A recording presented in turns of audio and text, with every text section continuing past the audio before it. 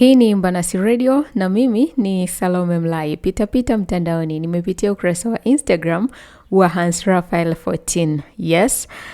Update inasema mpaka sasa hakuna mazungumzo yoyote kati ya Yanga na winga wa Al-Merrikh Aboubakar Bachir Bangoma mwenye umri wa miaka 20. Aboubakar Bachir Bangoma kwa sasa yuko kwao Guinea na leo mchana anaanza safari ya kurejea Rwanda ili kuanza maandalizi ya msimu mpya.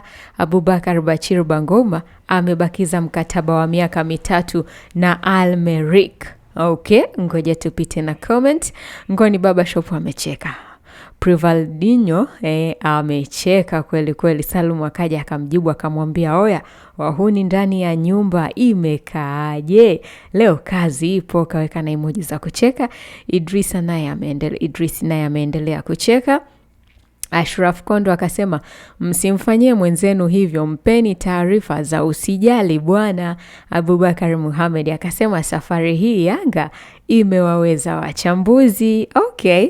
Jackton anasema, "Kaka, hujawahi kunipa kodi ya kocha hata hii. Sikuamini." Peter Meko anasema, "Mwaka huu kazi unayo, hupati taarifa yoyote."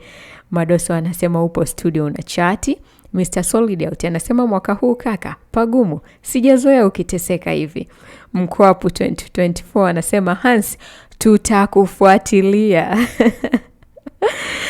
Okay, Mayunga anasema, "Simba wakiwa wasiri kwenye sajili zao, Yanga huwa wanahangaika sana kufanya sajili zao." Baba Fadhili akamjibu Mayunga akamwambia, "Unachekesha sana."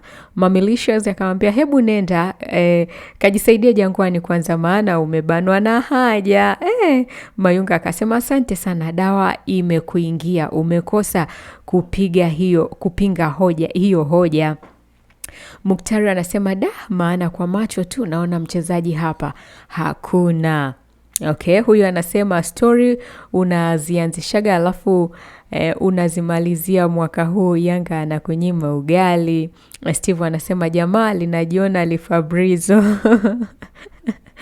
Idi anasema, "Mwaka huu kazi unayo kaka, Yanga wapo kimya kimya." Hassan anasema, "Mwakani tena." Sumu ya Mamba akasema, "Msimu huu utahangaika sana na Yanga." Akaongeza na emoji za kucheka. Okay? Drop nawe comment yako hapo basi. Unalizungumziaje hili? Endelea kuitegea sikio Imbanasi Radio.